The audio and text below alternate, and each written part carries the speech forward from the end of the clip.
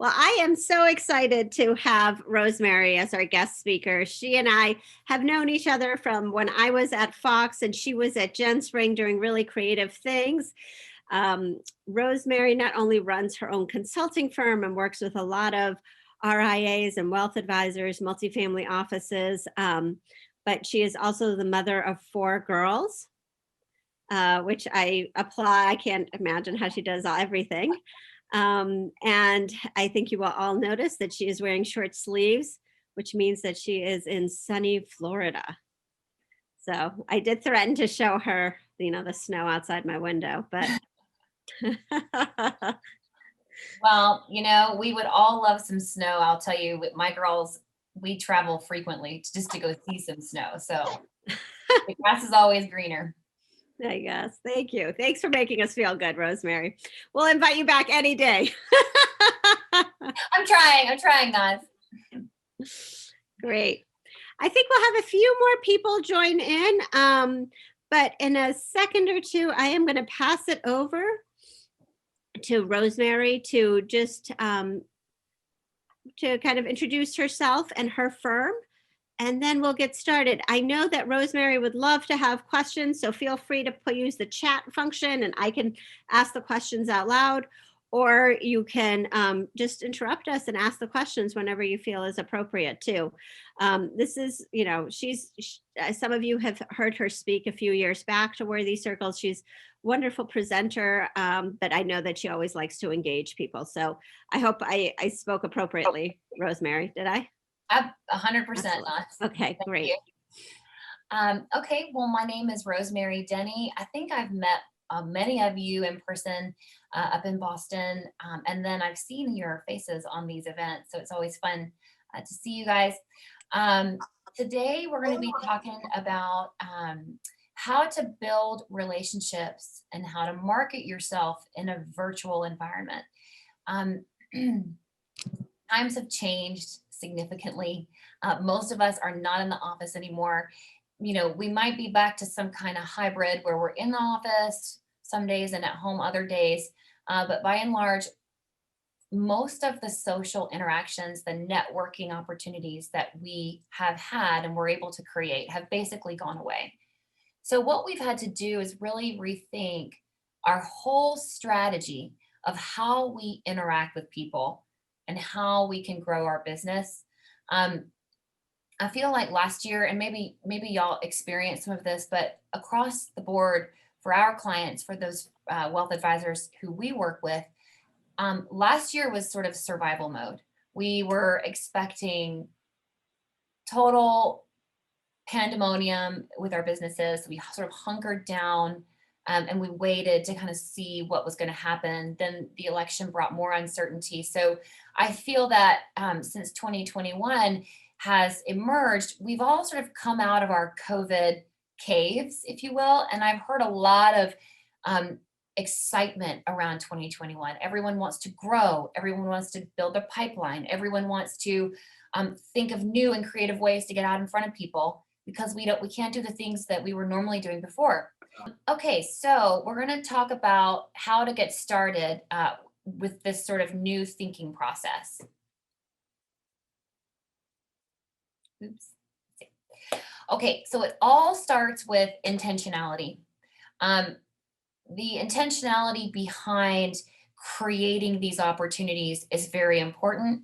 Intentionality about putting a focus on business development and growth is important.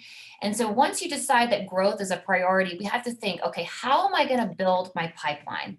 How am I going to add to people that are prospective clients? And there are a few ways that we sort of start as a baseline. These are sort of low-hanging fruit, basic ways to get your pipeline moving again, to sort of reemerge in front of people and become very relevant. So a few really easy ways to do this are to check in with your current clients, right? Most of us get referrals from our current clients. That's how we grow primarily. And so checking in with current clients often is very helpful.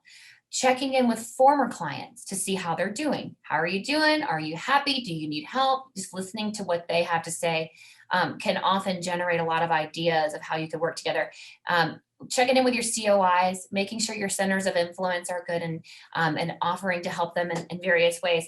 And then obviously regularly checking in with your prospects. So those are basic ways to grow your pipeline. And one of the most obvious things that we see that is not often in place in a lot of wealth management firms that we work with is some kind of CRM system.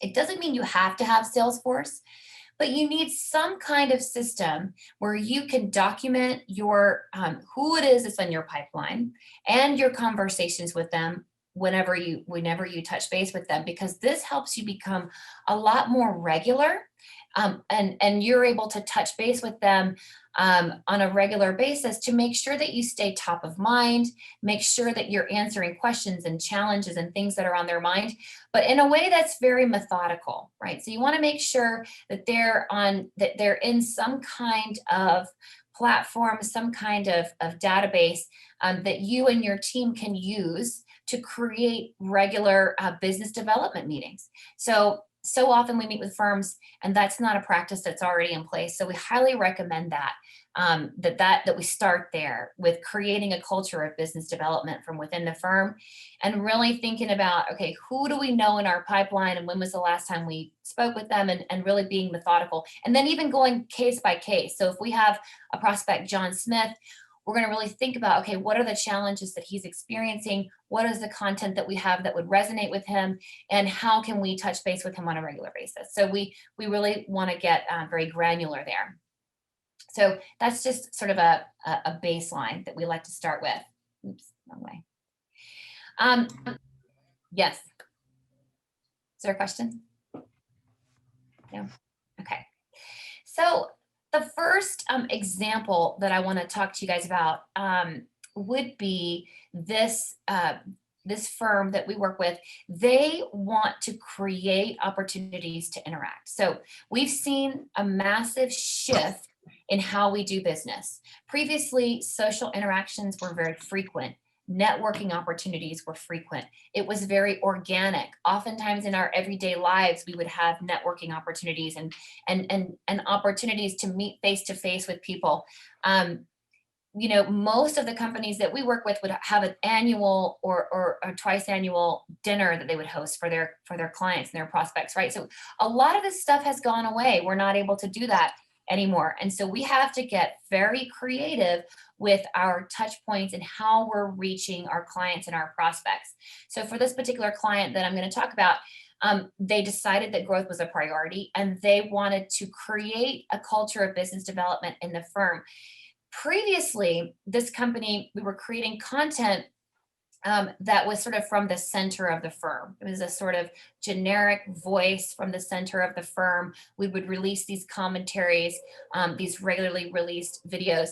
But the shift that ended up happening was that we became a lot more creative because they weren't having the networking opportunities and the events that they would normally have and the face-to-face interaction. We took the conversations and the content that they were generating internally already, and we packaged it in a way that we were able to distribute broadly, right? And then what ended up happening was it wasn't just one person creating the content. Previously, it would come from the center of the firm, typically from the CEO, but we shifted it. And now everybody was playing a role, right? So what is the chief investment officer thinking? What is the planning executive thinking these days? What are we talking about with regards to taxes? So a lot of different people in the firm were able to take part in this, and we were able to capture their thinking, their thought leadership, that they were already having these conversations on an everyday basis with their clients. So we were able to repackage it and then distribute it broadly, right? So personal, casual conversations become the content, which is a really interesting shift because people are really thirsty for those personal interactions. They don't have that every day. And so they're able to watch content that sort of gives them that personal view of what's happening in that firm. And so what are we talking about here? So what is the content we're covering? Anything that you're talking about with your clients, investments, planning stuff, Other interesting things that have nothing to do with wealth management, healthcare and politics and things like that. So stuff that like people are generally interested in talking about and hearing about. We love recorded videos because it's a great way to capture a piece of content, so the thinking behind a particular topic, and then that can be repackaged in a lot of different ways. And we'll talk about how to repackage those pieces of content here in a minute. But we can see instant increased engagement. So this particular client that I'm talking about here, you can see a significant increase. This is Google Analytics that you're seeing here on the screen. You see a significant increase year over year when we compared 2020's analytics to 2019, right? So the blue line is 2020. We saw this particular. Can I actually ask a question, Rosemary? Yes, I'm please. curious to know, like, is there a time that you think is better to do these kinds of recorded conversations during the year? Like, I feel like in the Northeast, for example, once you hit the spring and the summer, people are so eager, especially after, like, I saw it last year with Zoom and COVID. They're just so happy to be outside that I feel like my goal at Worthy Circles is I'm trying to find the right balance and ways to keep people engaged. And I feel like people are much more like, I can be content heavy through the spring, and then I need to come up with something different because the weather's nice, they want to get out, they're sick of being inside and sick of being on their screens. Is that an impact that you have to think about? Definitely. And I'll talk about that in a minute when we talk about shifting from sort of pre-planned content to sort of real-time response content. But in this case, what we sort of do it in cyclical patterns. Summer is always a downtime. Summer is always a time to plan for the following fall. Even before COVID and before we were in virtual environments, we would see a massive decrease in engagement and press activity and everything over the summertime. It does not mean that you need to stop. It just means that we need to sort of shift our expectations about what we're doing with the engagement. Definitely the holidays are a downtime. So everyone sort of just goes away during the holidays, right? They check out. We use it for planning for the spring. So our cadence, our typical cadence would be to go really content heavy in the spring and the fall and even the winter, but summertime is sort of a little bit more of a downtime with all of the content, including press, and then the holidays. So between Thanksgiving and the New Year is always a downtime. Does that answer your question, Naz? Awesome. So in this particular firm, we saw a huge amount of growth in AUM. So this is just one example. And I don't typically like to give stats like this, but this one was good. So we saw 137% AUM growth in this particular time frame. And so we know that increased engagement and increased interactions does lead to growth. So we like to see these sort of numbers. Does anybody have any questions about creating these opportunities to have personal interactions?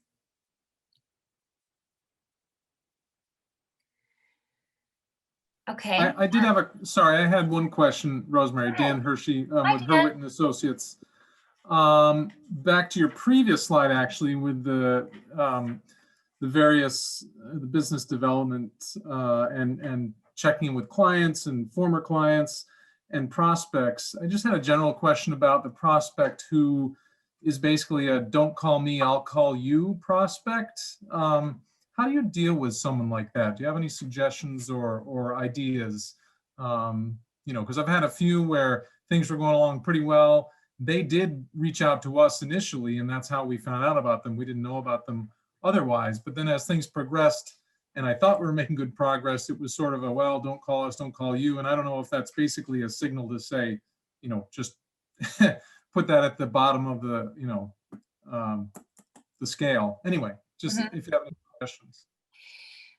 We definitely have ways to deal with people like that. So I would say probably avoid calling him, because clearly that person doesn't want to have phone calls. And maybe in that moment, he was experiencing something that was causing him to feel very stretched then, right? So sometimes we sort of react in that way. I would say to continue staying top of mind by just regularly dripping content that you know specifically will be relevant to that person's challenges and that person's needs. The more relevant we can be, the better. So an example would be just a casual email, a personal email from you that would say, hello, Mr. So-and-so.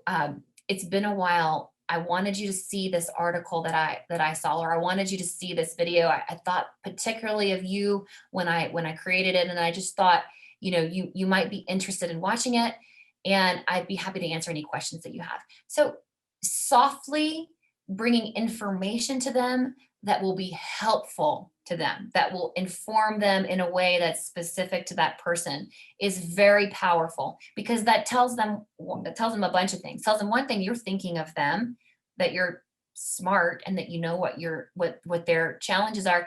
And people love to talk about themselves, right?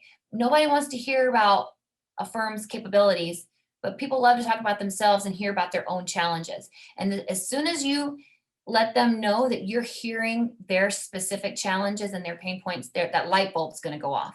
And so I would say just a casual, soft drip with an email every now and again with relevant content would really do wonders. Okay. Okay, so let's talk about what is content. I hear this all the time. What is content? What should we talk about? We are in an age of information overload, and everybody knows this. This is it makes it so hard to create content that is going to cut through all that noise and generate any kind of interest, because you don't want to add to the mess, right? That's the last thing we want to do. So we always, when we talk about content, there's a few ways to approach it. The most basic way is to consider content that's going to answer general uncertainty, general questions about things that are happening in the markets, or things that are happening frequently in your clients' lives. So that information is very powerful, and anytime you bring information to somebody that is tailored to them, that's a very powerful thing.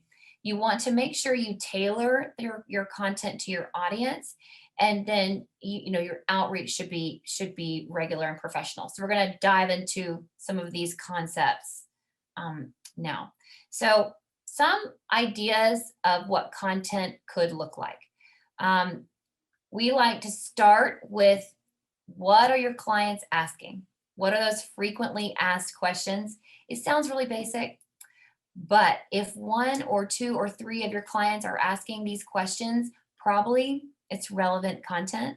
Probably it's content that's going to be relevant to the press, because the press also wants to create content that's interesting to these people. So we always want to say, what is it that we're talking about with our clients that we could talk about broadly, that we think could be helpful to people? What are the challenges that they're experiencing? What are the concerns? What are the worries that are keeping them up at night? There's a lot of people who are worrying about a lot of things right now. And I'm willing to bet that most of you have clients who ask the same questions over and over again, that you hear them repeatedly, and you're having these same conversations. And so that is a great place to start. It doesn't always have to be content that you create internally. A lot of times we like to do curated content. So curated content is great, because it shows people that you don't think you know everything, because you don't know everything. None of us know everything. So it's great to be looking at other sources of information, not just internally, but externally. Shows people that you're current, that you are reading stuff, that's important, and that you thought of them when you came across a particular piece of content that you thought, you know what, this is really relevant to my audience. I'm going to put it on my website, and I'm going to send it out to everyone because this is interesting. Obviously, we don't want to really promote stuff that's quoting or have our competitors quoted. So we want to be careful about who the content quotes. If it's an article in the press, we would want complementary people quoted, not necessarily competitive people. But nonetheless, that curated content can be really interesting, particularly from academic sources. So Harvard Business Journal, those types of publications, Family Business Journal, those things can be really interesting to your audience. Another idea for content is collaborative conversations, because sometimes listening to one person talk can get very boring. And so we like to sort of mix it up and get other perspectives into the content mix. It can be very interesting. Then not only do you get this out to your audience, but oftentimes the person that you are collaborating with will get it out to their audience. So there's that nice cross-pollination of pipelines and other audiences that you may not have been exposed to previously. Having a different perspective is always a more interesting conversation. So we really want to make sure the content is interesting. And If then I could interrupt for a second, Rosemary, I think that's a really interesting thing to think about, that we have this new opportunity with COVID, because I know a lot of people will have events where, you'll do it with another firm and then both of you have to invite your clients. And sometimes that gets a little, not contentious, but people are more hesitant to do it. But when you're sharing content that you've done together and you're cross-pollinating, it's just going out there, but it doesn't feel heavy, or that you're asking a client to come to something. So it's a great opportunity. And I think people are more open to it because of the COVID environment. I totally agree. Also, it can be a big burden to create all that content yourself. So a lot of times the firms that we work with are excited to work with somebody else to get somebody else's perspective, right? Because again, you're sort of replacing your day-to-day interactions that were face-to-face as networking opportunities. Now your audience becomes those interactions. So people are sort of they're looking to liven up their content in a lot of different ways. So I think this really is a great way to approach it. And I think I'll probably mention it maybe 10 times in this discussion, is multiple mediums are great because people digest their information in all kinds of different ways. Some people like to read commentaries. There are a few people who like to read. Some people like to watch videos. Some people like to read their information in the press. Some people will literally scroll on social media and get their information that way. So you want to make sure that you're using all the different mediums to get that content out there. Your content should do 4 things. It should interrupt your audience. So get them to stop what they're doing and look at the screen and listen to the content or read the content. It should engage with them. So they should immediately listen or read or be taking notes. The content should engage them. So, and educate them. So we want to always provide some kind of education, some kind of information to them that they wouldn't be able to get otherwise, or if they could get it, it'd be difficult. And then we want to have some kind of call to action. So what do we want them to do with this content? Do we want them to call us? Do we want them to send an email? Do we want them to look at their bank statements and check stuff out? Do we want them to, what is the action that we want them to take, right? So we should be clear about that. And the content has to be intentional. We've talked about this. We have to be very intentional about what we're putting out there, and personal. So mass emails on MailChimp and stuff like that are great for getting it out to hundreds of people all at once and really being able to measure that. But it's really only a baseline. We really want to make sure that we're remembering that we have to forward this stuff. We have to personally reach out to people that we want to reach and make sure that they see this content, because half the time it goes to a junk email folder and they don't see it. So we want to make sure that we send an email. Hey, Mr. Smith, I know, from our last conversation that you and I talked about this stuff, and I thought you would be particularly interested in this article, video, discussion, whatever it is.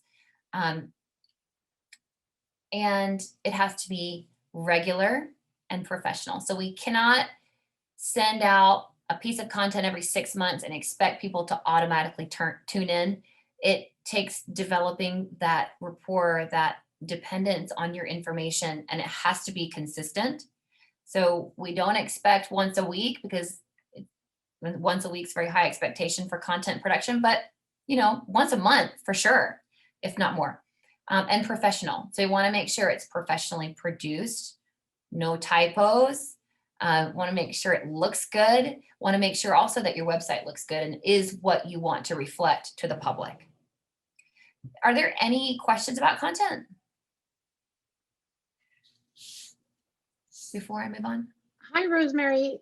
This is Jen Montone from TPI in Boston. Hi, Jennifer. Thanks for being with us. A quick question for you. I'm just curious if you could give us any examples for a personal content that is also easy for us to get out in kind of a mass way, if you will, right? So with limited time for our partners, et cetera. I'm just curious if you've seen anything be particularly successful.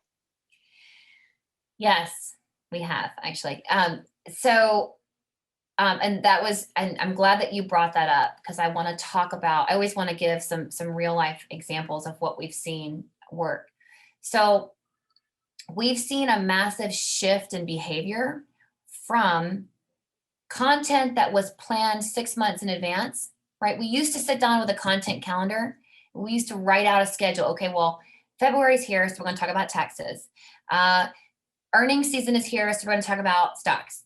End of the year planning is here, so we're going to talk about philanthropy. So that was stuff that we planned months in advance. It was always a regular cadence of throughout the year. Now we've shifted to a real-time scenario where we are reacting to things that are happening in the media, things that your clients are asking you all the time. So we've become much more real time than we were before. And that's going to help drive your engagement up. So what are the kinds of content that we're talking about that are personal? Knowing that our team, the companies that we work with are advisors, they're very busy. They are not always writers. They don't always want to take, 3 months to write a commentary, 3 months to write a commentary. It's crazy. So we want to make it really easy. So an easy way that we do is video, right? So video production is easy. It takes much less preparation, takes much less time to execute, and you can do all kinds of different things with it. So some of the examples are conversations that you could have with external experts, conversations with internal staff people. So think about this. If you had your CEO and your chief investment officer in a room having a 20-minute back and forth conversation about some of the massive challenges that we're seeing coming down the pipe, right?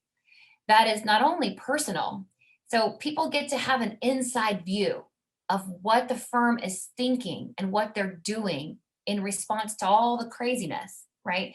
And then you have that in a video format that can be turned into a podcast, that can be turned into a commentary, that can be turned into a press pitch. So there's all these different ways to use that one piece of content, but it comes from that very first personal conversation, and everybody has their own comfort level of how personal they're really willing to get with the public. But that is the number one top way we've seen to get interesting personal content out there, is to just record a conversation with your internal staff or with an external person that like one client we have is really good friends with a real estate expert in Miami. And the conversation that was recorded was really interesting about the real estate trends that have happened since COVID. And it was this really just informal back and forth conversation. So it worked really well. And that's going to automatically engage your audience even more. We're seeing, before COVID, we were seeing a big shift away from the produced, sort of like overproduced stuff that's very expensive to execute, to a more organic platform anyway. People were already getting on Zoom recordings. We were already seeing people do videos with their phone and publishing it. And that's just fine. And now we're seeing it even more because people are becoming more accustomed to that. Did I answer your question, first of all, Jen? Yes, yes, you did. That's really helpful. I would be curious, and you may show some down the line, but I'm thinking specifically around email communications also. But that is definitely helpful. The other thing that you brought up, I know video is such a great medium, especially right now. The real-time response, I do find I do find some hesitation with people wanting to put out opinions in real time, especially right now. And so I would be curious if you run into that with your clients and kind of how you help overcome some of that barrier, that hesitation. But I don't want to get you off topic, but so thank you. No, not off topic at all. That's actually a really great question because we do encounter that hesitation frequently. So everyone has their own comfort level. We have some people that we work with, often they're in the younger demographic. So advisors that are, they're part of a newer generation that really relies heavily on digital mediums. They're very comfortable to hop on a video and react to GameStop and talk about what's going on with Bitcoin and other cryptocurrencies. And so everyone has their comfort level. It doesn't always have to be super hot and reactionary, but usually we can find a way to discuss a topic that's not going to pigeonhole anybody in to making some kind of broad prediction or say something that they're going to regret, right? So we prepare in advance on how to talk about things that are really relevant and really timely in a way that's not going to get you in trouble, right? In a way that's not going to make you predict anything. It's just really interpreting what's happening. Because like for just as a small example, the GameStop thing that happened, not that many people understand like shorting a stock, right? So while we may not, there were so many different opinions on why it happened and what it means, but really at the heart of it, like most people don't really understand what happened. So any kind of content that can inform people and like make them a little bit more clear about what exactly happened is also very powerful, right? So you can avoid giving broad opinions about something because people are sort of hesitant to be nailed down on anything because their clients often have really different opinions about what's happening at any given moment, but we can interpret information and we can provide background information and sort of what the broader implications are of any given situation. So we do encounter that hesitancy, and we also are very conscious of compliance, right? So we always want to make sure that what we're saying is not giving any kind of specific recommendation, or we don't want to make stock picks. We don't want to do anything that's gonna upset compliance. So there are certain boundaries that we do live within. And just as a side note, every single one of our clients during COVID in 2020 put up COVID response pages, right? So everything that they were talking about as it related to COVID was all in one spot. And that was really helpful. So the point of that side note is just that people are searching for information. People are hungry for that information, particularly from their wealth advisor, right? From their advisors that they work with every day. They want to know what you think about stuff that's happening, scary stuff that's happening in the markets or whatever else it is. Any other questions about content specifically? We do have a few rules of thumb when it comes to content. We want to tailor the delivery of the content to the target audience. So does your target audience listen to podcasts? Do they read commentaries? Are they maybe part of the older demographic who will just look at Facebook all day long? So we want to think about how they digest their content. the content should not be something that we find interesting, but it should be what they find interesting. So sometimes a lot of people we work with want to hear themselves pontificate about a specific planning issue, but it's not really relevant to the client. So we want to make sure that it's relevant to the target audience and that people are interested in what you have to say. Another basic rule of thumb when it comes to videos, a video by yourself, just talking about a particular topic, should be like 10 minutes or less, really, unless you have slides and you've got a lot of data to present. A conversation that's recorded that is with somebody else, sort of an interview style, more dynamic conversation can be much longer because it's more interesting to the people who are listening. We never want to pontificate about a specific topic just because we feel this way. We always want to educate. So no sales pitches and no lecturing, just really education. And we want to make sure there's a specific takeaway from that. Okay, before I move on, any other questions about content? Yes. Rosemary, Rosemary. Oh, go sorry, ahead. Go ahead. Oh, good. Go, Chris, go ahead. Sorry. All right, don't apologize. Thanks, Nas. So we're a wealth management firm, and we've been, producing content also differently during this period. And we all sort of group our clients in different ways. And one of the ways we think about them is very basically accumulators and retirees. It's just simple for us to think about it that way. In terms of the media that you use or the medium choice that you use, are there some that are favored more than others by age, right? So like, is somebody who's 74 and retired more likely to read something than somebody who's a different age who might want to listen to a podcast? I'm sure there's an answer. We don't know what it is. We debate it. We do have a marketing professional, but we have one of our younger partners who likes to finish the conversations with, you don't get millennials, right? And so then she's not actually a millennial, but so I don't know how much can you group content by delivery, by distribution type, by age? And you can, well, a lot of it has to do with what is the content, because some content is not easily delivered in a video form. So something that's really heavy with data, something that is that's got, it's very granular, someone might want to read through. So that's something to consider. We've seen that people who are older like videos, they can press a button and they see it, they watch it. Okay. Older people are on Facebook a lot.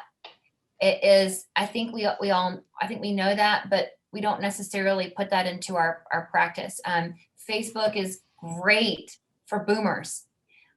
So if they see something that interests them, a video on Facebook is a very basic way to get that across. Now, with Facebook and other delivery methods, there's ways to target an audience using some money behind it. So if you want to boost something to go to a specific target audience, if you're trying to reach, let's say, retirees, there's ways to create target audiences behind Facebook that will get your content specifically targeted to those people.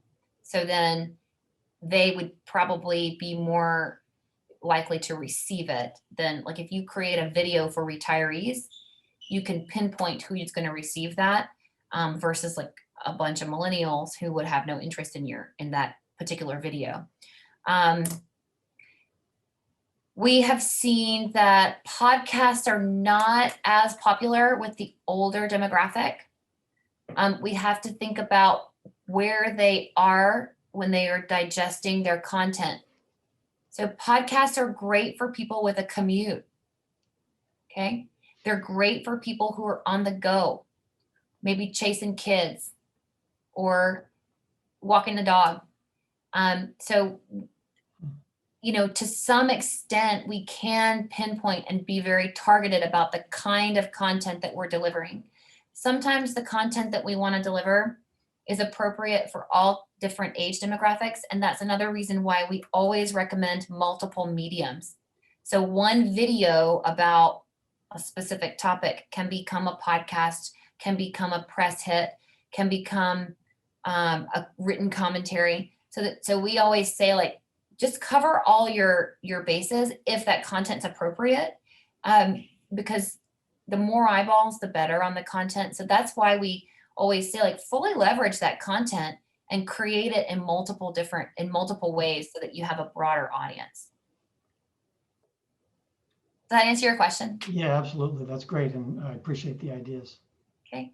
So Rosemary and I are actually going to do a video kind of exchange, and maybe we can invite some of you to participate so you can actually see how we'll take the video. I have no idea how it's going to work, but I'll leave it in the hands of the master, and we're going to take this video and kind of do these different things. So after this, once we do that, we can actually play it out for you guys and show you the ways that working with Rosemary would allow you to take this kind of content and do that kind of work and use it over and over. My question for you, Rosemary, is also, how do you differentiate? Like you said, whether it was the pre-planned or now when you're responding to things, if everyone's going to respond to the same thing, how do you differentiate yourself? Like GameStop, like every wealth manager might send out something on GameStop. Is That's a that really big fine? question. Is that okay? Or sorry? That's a good question. Everyone has a different opinion about what happened with GameStop. You would be shocked at how many different opinions we saw come out of the woodwork with that scenario, right? It was everything from, this is a huge conspiracy, that is, anyway, it was all over the map. So everyone has their unique perspective and everyone has a unique audience. So someone who talks about with the GameStop situation in a certain way that is perhaps a little bit political will know that their audience is probably interested in that type of perspective, right? We're human beings and we like to connect with people in a certain way. So even though everyone's putting out a commentary about GameStop, that shouldn't stop you because you have a unique perspective that your audience wants to hear from you on. Also, when something huge happens, to me, it would be strange if my wealth advisor didn't say something about it. Like, it's something that was such a big deal. I think I would be like, well, what do you have to say about this? So to me, there's a certain baseline of stuff that people should be putting out there when something big happens in the markets. Everyone probably will have a different opinion about it, but you should be talking about it, right? And again, you have your own perspective and your own target audience. So you kind of know what the perspective that you want to take. Another example is the election. Everyone was talking about the election. Everyone was tired of talking about the election, but that doesn't matter because your target audience wants to hear what their wealth advisor has to say about the election and about the new administration and about all the stuff happening. So, even though everyone's commenting on it, it doesn't matter because you have a specific audience that wants to hear from you on that stuff that's happening. Does that answer your question, Naz? All right. So I wanted just to show you this visual example when we talk about content and all the different things you can do with it. So you have one topic, a discussion or thinking about what's happening with the tax strategies ahead of the new administration. We had across the board, everyone we work with wanted to talk about this topic, right? So it takes a lot of time and effort to put thinking behind this. So what do we do with it? So this particular topic can become a written commentary. It can become a video, a podcast, a press pitch, all these different things that we can produce from one piece of content. And then that creates multiple touch points, creates multiple opportunities in these different channels of communication.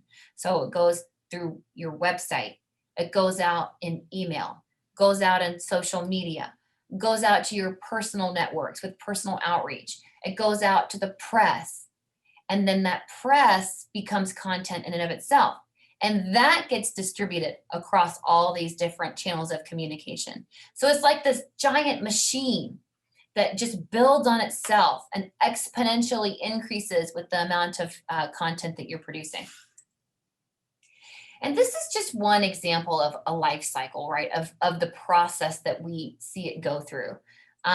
You know, the idea is established, then we interview. And then there's written drafts, and there's press pitches, and then there's recorded videos, and then there's there's editing and approvals, and there's so many things that are involved, but one piece of content just creates so many touch points. So that's why we say, you know, at least once a month, because look at all the touch points you get from one piece of content. So that's just a side note. Any questions about content mediums, channels of distribution, or anything like that? Okay, move on. Okay, so we get a lot of questions about digital events. Digital events are interesting. Most of the people that we work with previously had one or two big client appreciation dinners and prospecting dinners they would host twice a year. We would often do networking events. We would do small, intimate lunch and learns. You know, we would do all these things to interact on a regular basis, but now we don't do that anymore. So do we take these events live in a digital space?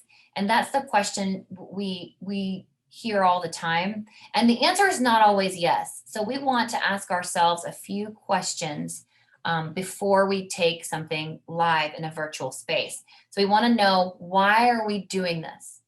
Is this for business development?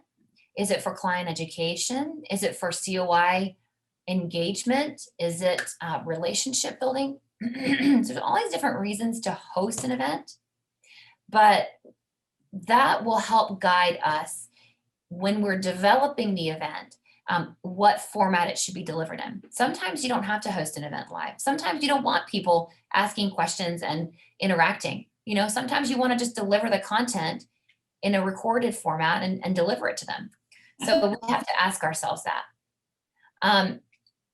Is the content deliverable in a virtual environment? So there's things that we can and cannot do in a virtual environment.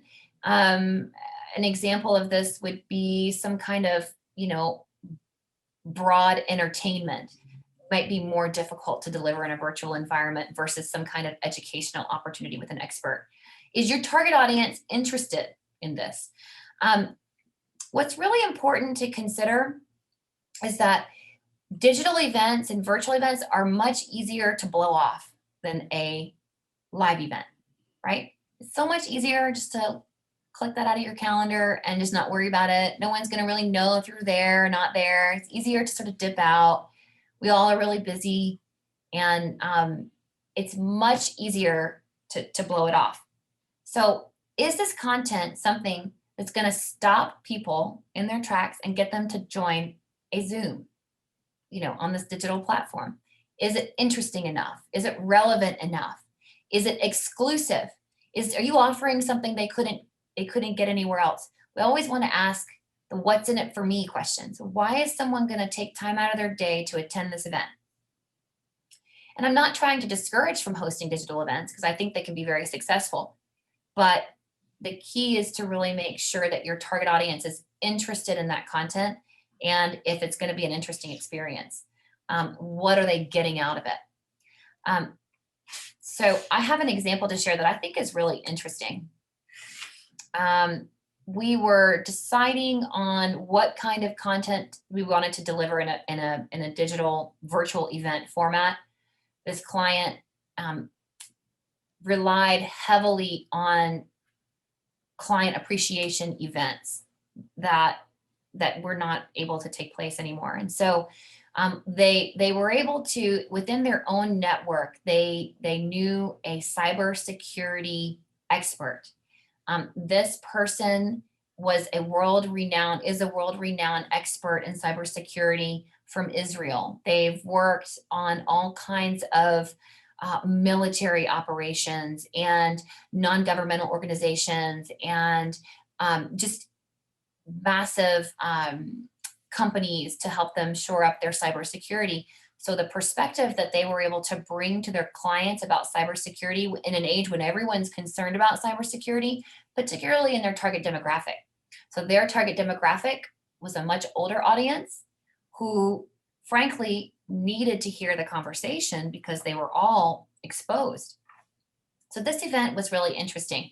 So we created a virtual platform. It was done on a basic Zoom recorded call. This person in the event was able to use the internet, share their screen, and do searches in real time about a high profile local city official that everybody knew.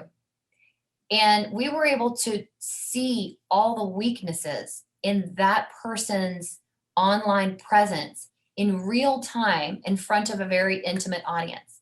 This was extremely powerful, something that probably would have been difficult to deliver in an in-person larger setting. So that audience was able to ask questions. They were able to engage. You know, in a virtual environment, a lot of us feel more comfortable to ask questions versus, you know, sitting in a big giant room of people in a speaker format live. You know, probably people don't want to raise their hand and ask a question, but in a virtual setting, we often do. And so that engagement was increased and that experience was so much more rich because they were in a virtual environment. Also, the fact that they were able to sort of surf the internet all together and see it in real time, that was very, very powerful. Also, something else that's really important is that this type of virtual event is deliverable multiple times. So you can't necessarily host a large dinner multiple times. It can become very expensive to do that more than once. But with a virtual event, we can host it multiple times to be able to make sure that multiple audiences are seeing the content if we wanted to do that. So that's something that's really interesting. And so something that you would want to consider is, who do you know in your personal network or your professional network that will be amazing to listen to, right? We don't always know people, but if you get creative, there's ways to find people, you know, reporters to interview, writers you can interview, academics that you can interview or have on an event. Events with, I had another client who did an event with a genetic specialist who discussed gene splicing.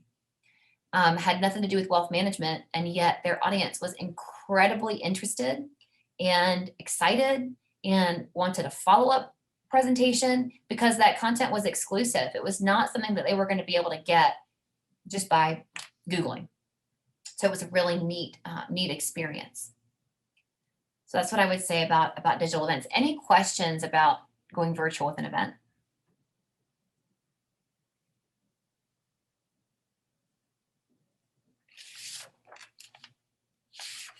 Okay. All right. So just a few rules to live by, just some things that I would want to make sure you took home from this, is that building relationships does take intentionality. It takes effort. I'm sorry to interrupt. I'm going back to a virtual event, Rosemary. Sure. What's your feeling about like philanthropic virtual events? And are people interested in that, or if they're already involved with an organization or a charity, are they just going to want to give and donate to that event or that organization anyway, or do they really like want to sit there and be brought into a virtual event? Well, I think it depends on your target audience, and I think it depends on what is the intention behind the event. Is the intention to talk about philanthropy and how to implement it and how to approach philanthropy, or is the actual intent to raise money? Raise money.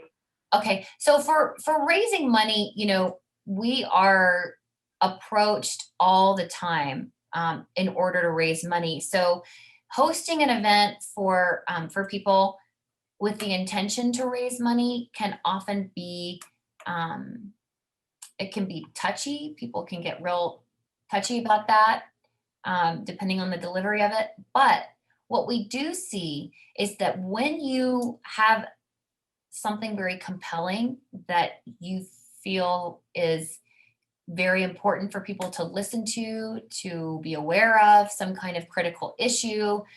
We see a lot of this with impact. There's a big focus on impact investing. So what is the problem? Sometimes, an educational event that would give light to something, bring light on a particular issue without an overt ask would be really interesting.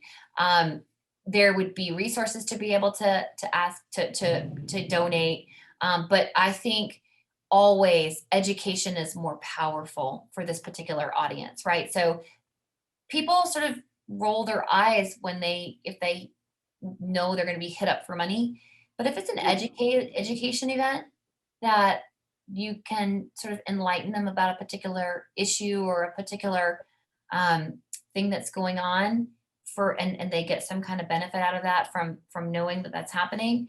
And you could do that in a lot of different ways. It could be an interactive conversation. It could be just sort of an educational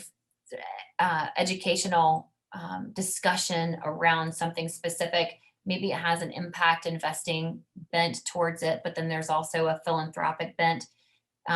You could talk about it in like, what's the difference between philanthropy and impact investing, and like what should I do in my own strategy? When is it appropriate to give philanthropically? And when should I really be thinking about impact? So there's lots of different ways, lots of spins on it that you could bring light to a particular issue, give the resources people need to donate if they want to, but then also just provide an educational opportunity. Okay, thank you. You're welcome. Any other questions about digital events? Okay. So, we always talk about this intentionality. So we really just want to encourage putting some thought behind how can I engage with my audience in a way that's not face-to-face. We always recommend people use social media wisely. We use email sparingly. So yes, we use platforms like MailChimp and others to get emails out in a broad way, right? We want to cover 300 people in an email, or 800 people, or 1,000 people. It can be really difficult to do that with personal emails.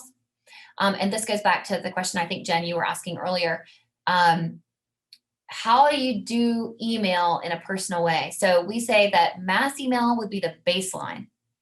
That's something that you do to get it out to everybody. And we can also measure the statistics behind that. And then that is coupled with a personal forward. So you'd be so surprised how impactful someone taking a mass email, forwarding it to someone specific and saying, hey, John, we sent this out earlier, but a lot of these things go to spam. I thought of you when we did this, or I thought of you when I saw this article, or I thought of you when I was writing this. I just thought you would be interested in it. Let me know if you have any questions. Would love to do lunch one of these days. And there's ways to use that email in a very personal way that will make an impact, that shows people this person took time out of their day to think about me. And that really makes people feel good. So use email very sparingly, be very smart on social media. There's a lot of stuff going on that you could get into trouble with commenting on politics and things like that. So we want to be careful with that. Also, always loop in compliance to everything you post on social media. Content should be for your target audience, not for yourself. Content can be creatively packaged in multiple forms. And if you have any doubt about whether or not you should send something out, I recommend you ask for other opinions or professional help. And I hope you enjoyed this discussion. It was really nice to talk to all of you. I really want to thank you, Rosemary, for a great Sorry, I just muted myself. I think you touched on so many different aspects that are so interesting. And just the case studies were very useful. I do encourage you guys to get in touch with Rosemary with specific follow-up questions. We did record today, so I will be able to send out the recording to people. I know a few people were unable to join in. And like I said, we might actually have like a live case study of a video that then Rosemary is going to take and use a few different ways for you guys to consider. Are there any outstanding questions, or if you wish to follow up with her directly, I will, her email is always provided, but I'll provide it again and you can feel free to do so. So I just really want to say thank you. I see all the thank yous coming in through the chat. But if there is a last minute burning question that anyone has, please feel free to ask. Naz, Yes. I have a quick question. Maybe it's not a quick answer, but when you think about doing this, obviously there's a lot of work involved, and that work is costly. So, do you have a baseline for a firm that hasn't been doing this much? What they need to think about in terms of expense to do it well, rather than just kind of get it out there? Well, that is definitely not a quick answer. I think you should consider, what are the goals, right? So what are your growth objectives? Are you trying to stay relevant with your existing clients and maybe just sort of keep a baseline of relevancy with them and in front of them? Or are you really trying to grow? Are you really trying to expand? Because the resources you can spend on this type of marketing effort can really vary, right? So sometimes firms can execute this internally, but sometimes that can be extremely burdensome. Most of the people that we work with, it's like they kind of come to a point where it's like, well, do we hire a team internally, or do we outsource this function, right? Because they can't do it. They're advisors. They're focused on their practices, and not everyone's a writer, and like not everyone knows how to do social media, and that's okay. We say don't do it if you don't like it, but it can be burdensome, and so the resources that you spend on it really depend on how much growth and impact you want to see. It can be very, very broad range. Thank you. Appreciate it. And if you want to get specific with numbers, we can chat offline and I can give you some idea of what you can be looking out for. Great. Okay. Thank you. Mhm. It was great. Okay. So again, thank you so much. This was wonderful. And again, I encourage you guys to follow up with Rosemary if you have any specific questions. And thank you all for joining us today and participating. So thank you. Bye. Have a great day, everyone.